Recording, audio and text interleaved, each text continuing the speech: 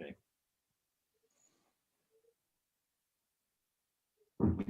Hello, everyone, and welcome to Let's Talk Leadership Live. Here we are on our fifth session, and joining us today, we're delighted to have Dave Altman, who's the Chief Operating Officer for the Center for Creative Leadership.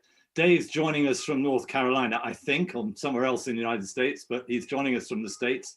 And also with us is Ara, one of our regular friends. So Ara's dialing in from Holland, and then Britt and Ian are joining me on the call as well. So Dave, Ara, Britt, Ian, lovely to see you.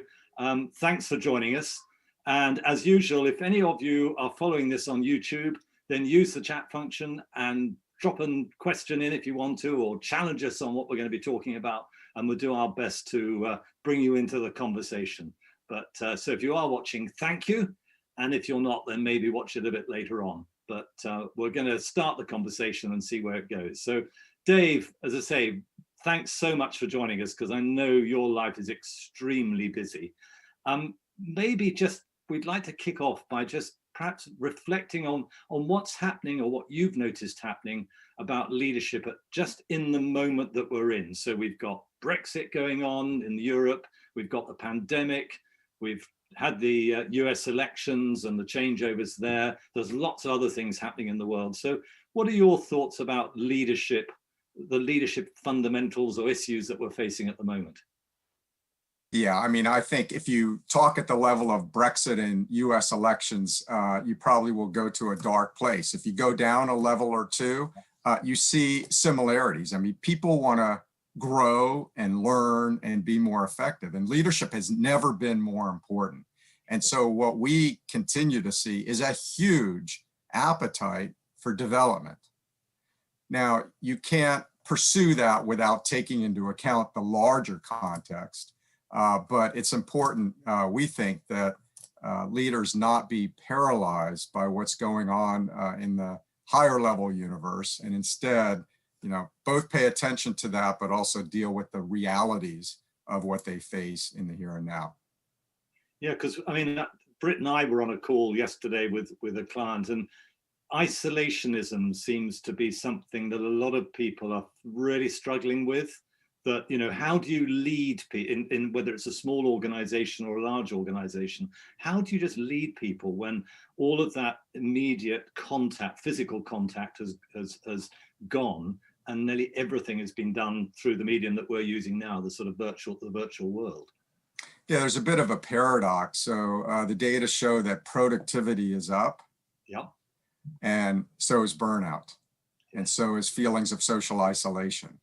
So, if you're a hardcore business leader and you're looking at key performance indicators and you see, hey, we're getting more done and productivity's up and people aren't taking holidays and we're saving money and all that, you'll be misled, because some people are suffering. So, humans are social animals. So we need to pay attention to that. Otherwise, in the longer term, we, society and organizations and communities, are going to pay a price. Now, there are creative ways through online methods to create human connection. And, maybe we'll get into issues around dialogue and not just sort of one-way speak in leadership development. Yeah, because Ian, you've been involved heavily in taking things online and sort of converting things and designing new things. So what have you noticed? I think the opportunity, building on what David was saying there, is around innovation as well, and which are some of the traditions, which are some of the old tried and tested ways that we should still honor and use and ensure that we carry those across into this virtual working. But then when do we need to change things? What do we have to dial up and maybe dial back a little bit? And I think some of the sacred cows, those things that we said, well, we would never change those things because they're premier, they're part of our identity. We have to learn to let go of some of those things. And I know that many of us in our industry have challenged our own identity, because we were characters who would appear most likely in front of audiences, for example. And of course, it's a very different space, as I am here today in my home office. And I travel the world without leaving this room, and it's a bizarre thing. And I think for many people, my son's at university, my daughter is at university, and these young people now, it's a very different dynamic that they're juggling with, and it's exhausting. I thought time travel, as in the time zone travel that you would do on an aeroplane going around, I think it's actually harder to be in one place and then coping with time zones and not time traveling, if you like, in terms of time zones. It's a weird thing, but but yeah, people are I think exhausted by this process. And my worry is that many people are craving old times to return. And in fact, they won't in the same way. Much will swing back. You talked there about paradox, and the pendulum tends to swing. And we tend to sometimes get the downsides of two things that are competing with each other. But my worry sometimes is that we have to innovate more to beyond 2021, for example. What does that look like, and beyond that? Because who knows what's going to happen next year. So Ara, how do you do the virtual horses that you were talking about in one of your conversations? That's a great question. We haven't quite worked that one out yet. I was fortunate enough to go riding again on Wednesday this week. But there is something about a deep connection, I think. And so, you know, I agree with Ian and with David. I mean, there are opportunities here in the current crisis, you know, working virtually. It's much easier to connect globally. We don't need to travel. We can have these conversations around the world much more easily. And at the same time, we miss that personal connection. To David's point, people are feeling more isolated. And there is something about trying to recreate or find opportunities where one can have the experience again, you know, in person, even, you know, in line with the social distance requirements and things like that. So, but I think it speaks to also to this kind of dilemma between ensuring we manage our energy, so not feeling exhausted or feeling tired, which is inevitable in many ways, and dealing with the essentials of survival for a lot of people who are not so fortunate, on the one hand, and then on the other hand, thinking about a wider purpose. I think more now than ever before, people are thinking about the wider ecosystem, climate change, perhaps taking this opportunity to do things which we thought were impossible, like to stop flying, to really think about what is my carbon footprint? How can I focus on a bigger purpose? And I learned a new phrase the other day, again, from my children who are teenagers at the moment. And the phrase I learned from them was eco-anxiety. So, you know, viscerally feeling anxious about climate change. So it's not just an intellectual idea or something they might notice, they are truly anxious. So on the one hand, it's about how do we manage our energy to survive and take care of ourselves and the teams that we manage virtually and family and loved ones. But also thinking about how might we focus on a wider purpose and doing things for others and for the world at large. Yeah. Well, Britt, we had conversations with 4 young Dutch leaders the other week, and I don't know whether you want to comment on it, but it was fascinating some of the points they made around this whole issue. Yeah. One of them mentioned climate depression, which is apparently very close to what you were saying, Ira, about young people viscerally feeling unwell about all the things that are happening at the moment. And I liked what you said, Dave, about the paradox between productivity being up and burnout being up as well. And we talked about that, Matthew, with a client recently, where they said everything is amplified. So the opportunities are, but so are the challenges. So is the anxiety. So is the creativity for some people. Everything seems to be more, I don't know whether it's live, but it's more real. It's more in your face at the moment. And one of the things that the company that Matthew and I were in touch with recently brought up was, how do we go from here to a new normal? Because the new normal is not normal. And how do we make sure as leaders in companies that if you have been asking so much of your people throughout this year, how do you avoid that becomes the new expectation? Because if you do that, then productivity will continue to go up, but so will burnout, and that's unsustainable. Yeah. So as leaders, how do you find that balance? Yeah, and I remember the last time Dave and I met face to face was in January, the end of January in Colorado, overlooking the Rocky Mountains with the snow on the top. And one of the things that has struck me recently is that the client that we were with, that was a CCL client, 3 of the participants on that program said on a broadcast like this recently that they don't know what happened to them in Colorado. They don't know what the magic juice was that they either drank or waded through, but all 3 of them had life-changing experiences as a result of being together with their colleagues in a face-to-face situation, overlooking the mountains, talking about really very personal sort of issues around their careers, their family, their relationships.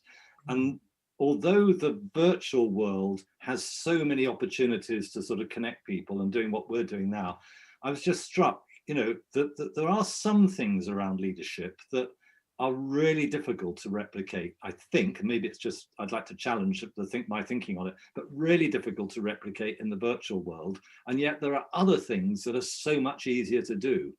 You know, I don't know what other people's experiences. I mean, Dave, you know, you're in contact with people all the time, but is it possible to have a life-changing experience in the virtual world as significantly as when you're in a very special place, wherever it might be? I mean, Colorado is wonderful, but it might be somewhere else. Yes. Short answer, yes. Right. I just think here's one sort of tactical thing. If we were face to face, the six of us, it would be very awkward for us to be staring at each other for 30 minutes without breaking away from our stare. Yeah. Right? Right. That would be socially unacceptable in any culture. And here we are staring at each other. And what does that do? That provides us with data, important data on nonverbal behavior. Right.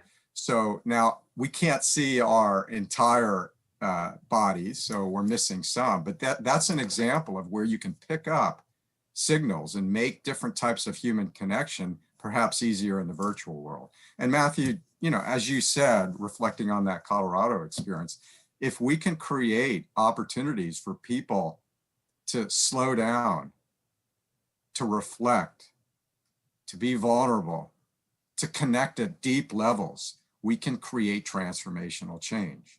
And so amidst the technology, there are ways to do that. And so I think it's important that we just, you know, we frame it not as, well, we're doing virtual and there's limits to what we can do. Instead, just focus on the human connection. And if we do that, great things can.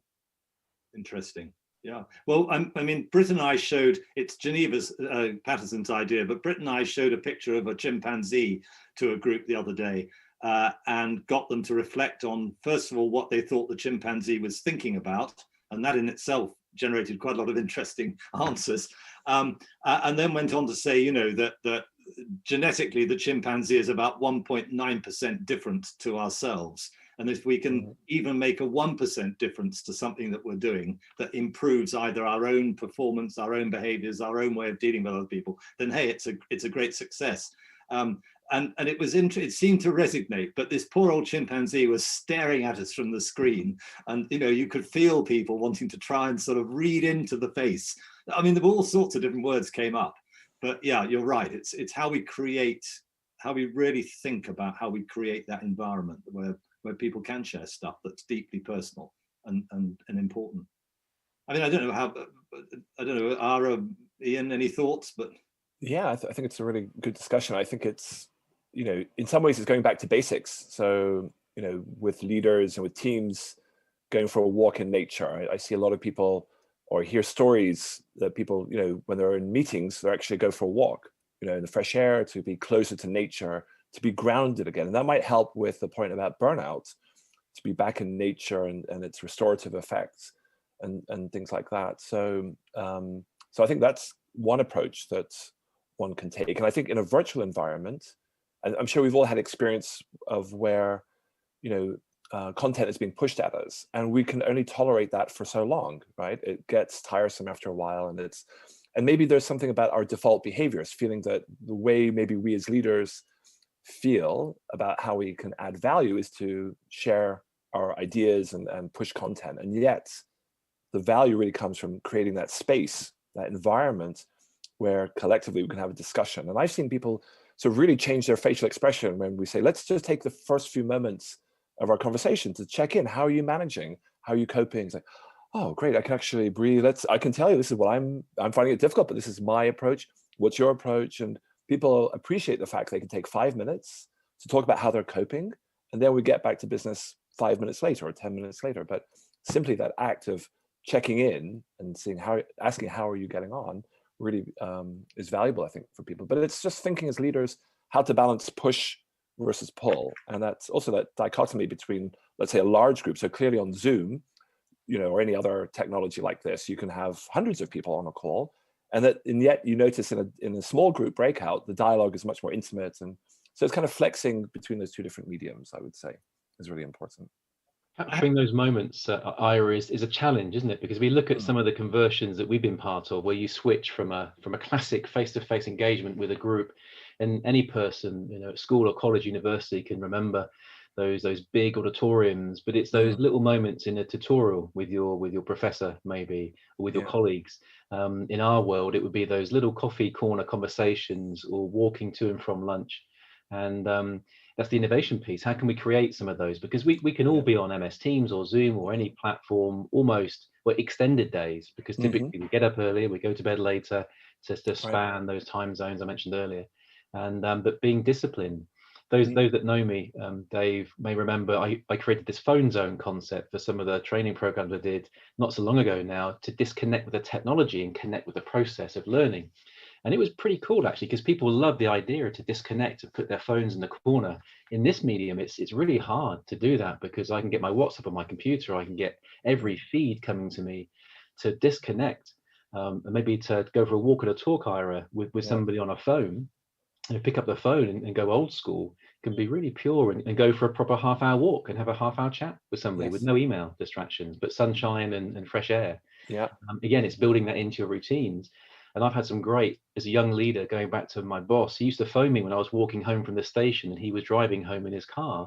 We'd have a 20-minute conversation 2 or 3 times a week, as he was coaching me and helping me as a young leader. And I, Dave Newbold, his name was, and I have fond memories of those moments. And if he didn't call, I'd be upset. It was a funny, and it wasn't him checking up on me. It was him being available to me. That was nice. Yeah. So just to add a little color commentary, Ian. So we were working together with a telecommunications company in the Middle East. And Ian introduced this phone zone. You had to put your phone in the back of the room, and there was a poster and your name was on it. And in the group that I did, half did it, and they did it, they were resisting it. And then we said, well, we have data showing that you will increase the likelihood of winning in the simulation if you don't have your phone with you. And that increased it. And then eventually, you had a diffusion effect and everybody did it. And then they realized, per what Ian said, wow, human connection really matters. And it results in better business outcomes. I think I could live without my phone for a half an hour. Yeah. Well, we had it's not my idea, but I was on a program with the Irish Management Institute, the Glanbia program, in fact, that we were doing in Colorado. And the co-facilitator asked a wonderful question on a virtual call a couple of months ago, maybe 3 months ago now, which I have to admit I've pinched. She said, what's put a smile on your face since the pandemic started? And I heard her say it, and I thought, this sounds really risky, given that a lot of people might be in a very seriously awful place. And it was as though someone had just lifted the pressures and the stress of everyone who was on the call, including myself, off their shoulders, because people started to say, I've walked my children to school for the first time in X number of years. I'm not doing a 3-hour commute every day to work. I've been out for a run at lunchtime when, if I'm in the office, it wouldn't have been possible. I'm not jumping on a plane every week. One woman, actually, shows how trusting she was, actually admitted she'd taken time off because a friend of hers had invited her to play tennis. This was someone who, was known to be someone who was a real stickler for getting the job done and chasing people up and getting very high performance at work. But she herself had sort of stolen an hour and a half just in the middle of the day. And you're right, just sort of focusing on different things rather than on the same things. Looking at different ways of approaching some of the challenges we face, given that it's virtual. I think it's a really, really useful point you make. It's really interesting as well, Matthew, your point there, because I think at the beginning of the pandemic, a lot of leaders were asking us questions. How do I ensure that my staff continue to work? Because they're virtual, they're not in the office anymore. How do I know how they spend their time? Are they busy working, or are they doing other things? And yet, I think there's something about giving people the autonomy to make choices and to use time in a different way. So, the person you described, Matthew, could have a game of tennis for an hour and a half and then maybe get back to work later on. You can manage to schedule more flexibly rather than the classic 9 to 5. But there's something, I think, as leaders, how do we balance maybe our concern or our inherent tendency to want to control and to manage and be aware of what everybody's doing on the one hand, and on the other, giving them space and autonomy to make their own choices. So, some people are more effective in the morning, some people are more effective in the afternoon. So Absolutely. something as a dimension, as a polarity, I think that's one that's interesting for leaders to reflect upon. Yeah. So Richard, yeah, we've got some questions. Yeah, so, well, not questions, but some observations. So Tim Hill says, as I mentioned before, some leaders I meet are talking about a honeymoon phase until the late summer of this year, with higher productivity, as Dave mentioned, and enjoyment of being at home. In some cases, this has now been replaced by more frustration, lower productivity, and a slip back to a less interdependent way of working. It's a kind of polarity which is not being managed. And he follows that up saying, this year is also something of a validation of the change curve. People going through the phases, denial, resistance, exploration, implementation at different speeds and slipping back at times. And then we've also got Susie Pekuch, yep, who has also joined us for this live stream. Says hi to Britt and Ira from sunny Florida. And, Lucky Susie. Yeah. And she also agrees with Tim and agrees with Matthew. Help people find the positive and remind them there is good in change. Sometimes it's easy to focus on the negative. And Tim also follows up with, so building on this, are leaders really people through this? Sorry, are leaders really leading people through this, or just working? Question Matthew referred to could be the start. Go, guys. Well, thanks for Susie and for Tim for those. So, any comments, any response? Anyone like to add to what we've just heard? I'll say one thing. I'll quote a Scottish maxim: "Many a mickle makes a muckle." And what that means is the accumulation of small amounts of something become large eventually. And this ties into research on tiny habits and small wins and the progress principle. So I think an important point per what we've been talking about in the comments is just do small things. Be a little bit more mindful. Make a deeper connection. Ask a more powerful question. And don't try to create transformation in one fell swoop.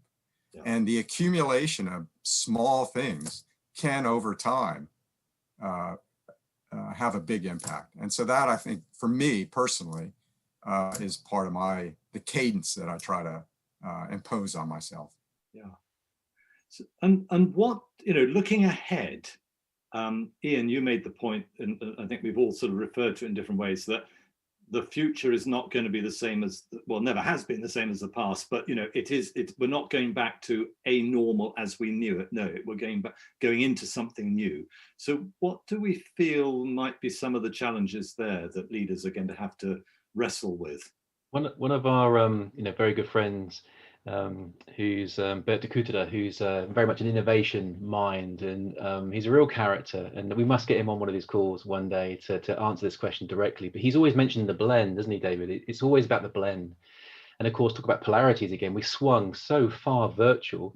We're not going to go fully back, but there must be a better blend that we can actually then design and innovate with to make sure the right things are done for the right reasons at the right time in the right way. And I think that allows us to have the intimacy that we need, which can be created virtually, especially if there have been some moments of face-to-face connection, and then just put the right things in the right place. Not that there's a right place for everything, but just juggle it around a little bit. And again, I'm looking back to my son and my daughter studying architecture, and she's physically in Cardiff University, and she's able to be part of a small community, but not to access the same type of resources as a young architect needs to in her studios and things. So how can she have that and also then work virtually? Getting the right blend, I think, and we have to step ahead maybe of how the pendulum swings back to not be knocked over again in the opposite direction, because that desire for all education, from young students and children through to young adults and older people like us, maybe not you, Britt, obviously, but the rest of us, just to accommodate some of those new ways of working. I don't know. We've got to think about the blend, I think, is my challenge, the thing that keeps me up at night thinking, well, what can we do tomorrow that's different? Yeah. I want to throw an even bigger challenge, because we had it thrown at us by our young Dutch colleagues.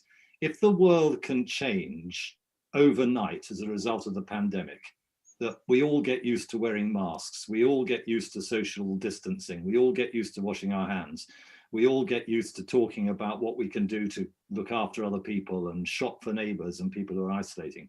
If that can happen relatively quickly, then the challenge is, why can't we post-pandemic do that with the environment? Why can't we do that with our social interaction of organizations with the wider society? Michael West has discussed twice with us on these calls about compassionate leadership. We've got data coming out that leaders are being seen as being a little bit more human during the pandemic.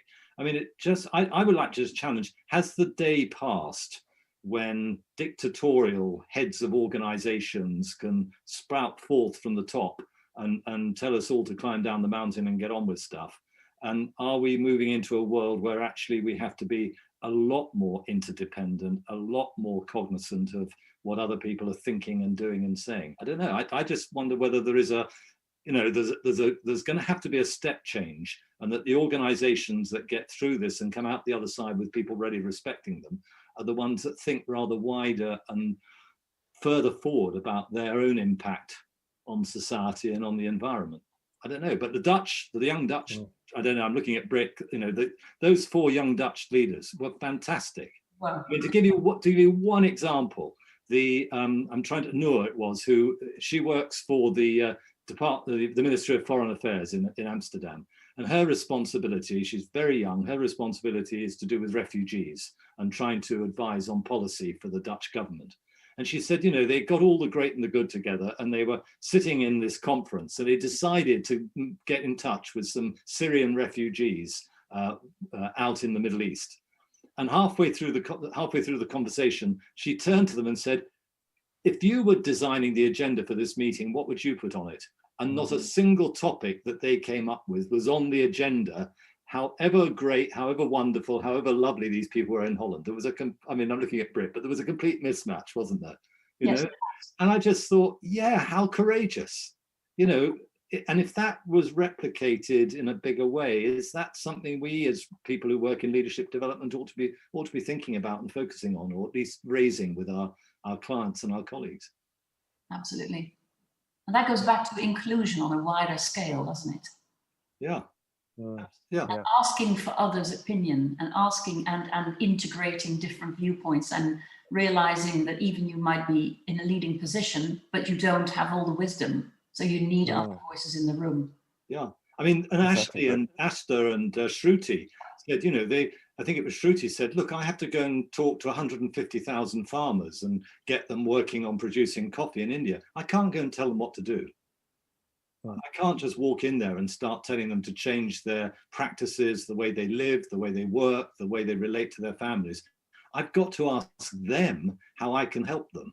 And what happens is they've now got I think I'm right in saying they've got one of the best coffee producing products in the world. It's now selling in stores in Paris and New York and other places, and just by there's a whole piece about humility and about listening and just being humble in the presence of people, rather than sort of wading in and telling them what to do, however nicely that's done. 4 of the most important words leaders should use frequently is, what do you think? Yeah. What do you think? Yeah. I heard a wise man once, Dave, say that they changed that question to not what do you think, but how do you feel? I think that was you, actually.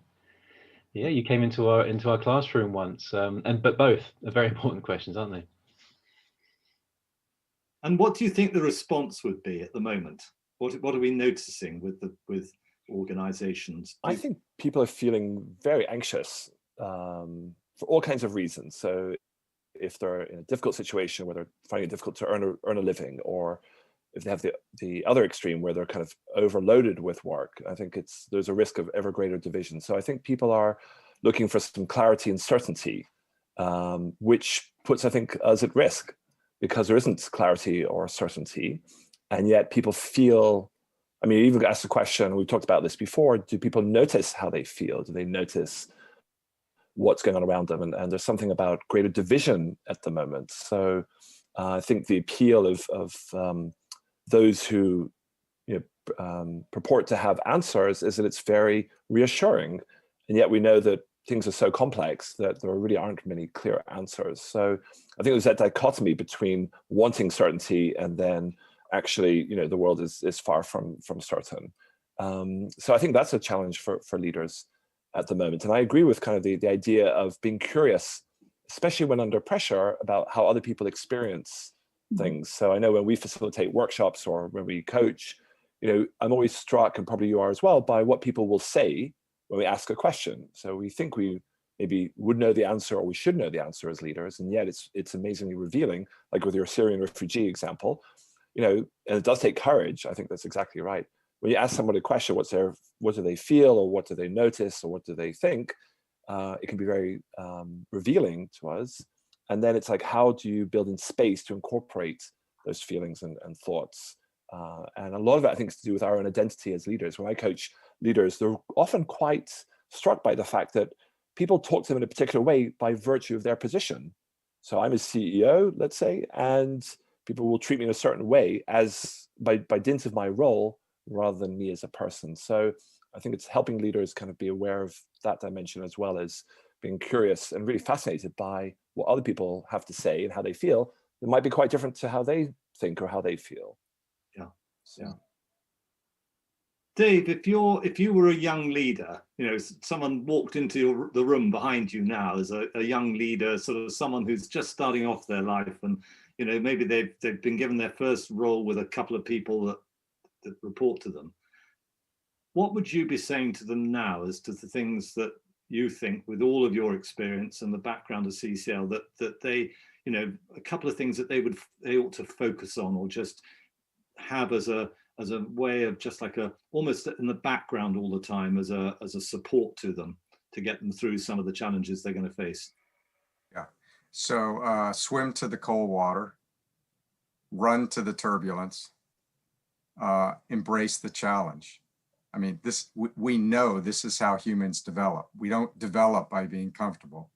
Yeah. We develop by being challenged and going through hardship and failing and harvesting the lessons learned from that. So don't take the easy way. Yeah. And find colleagues and find organizations that allow you to do that and don't throw you under the proverbial bus if you fail. Instead, surround yourself with people and go after employers that give you those opportunities. And you don't know where they're going to take you. But when you look back on your career, you'll be able to connect the dots, and you'll be able to see those challenges and hardships that I went through are making me the person that I am today and the leader that I am today. And I can attest, as someone who's chronologically advantaged, I mean, I harvest those lessons learned from the challenges that I've faced. And in the moment, it was messy and I didn't know if I was going to make it through. And now I have gratitude that I went through that. Yeah. I mean, would you be prepared to share an example with us? Yeah. So as you all know, 8 years ago now, I moved to Brussels, and I was tasked with leading Europe, Middle East, Africa for CCL. And it was a very challenging situation. While I had traveled extensively and I'd been at CCL 10 years or so and had a big network, I hadn't ever been tasked with the kind of transformation that was required. And it just about brought me to my knees. I was very hard on myself. For 2 years of the 4 years that I was there, we weren't making the kind of business progress that was expected, but I was surrounded literally and figuratively by you and others like you. And together, we embraced each other. We embraced the challenge. To Ira's point earlier, we were keenly focused on the mission.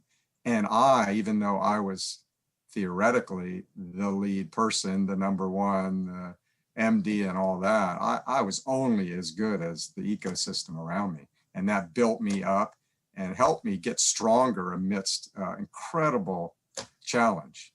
And then we turned it around. And I mean, that to this day, almost every day, I think about what I and all of us went through and use that as fuel for tackling the challenges that we face today. And had I taken the easy route and stayed in the US and continued in the job that I had, I would not be as effective and as enlightened as I think I am now. Well, Dave, it's been wonderful having you join us today. And thank you so much for sharing your ideas and thoughts. Do come back and join us on another occasion. We won't keep pestering you, but as we said before we started this conversation, this is all a bit of a journey for all of us, and just trying something new and sharing ideas and thoughts, and hopefully providing some ideas and some challenges for people who might be listening to this. So thank you so much for joining us from the East Coast of the United States.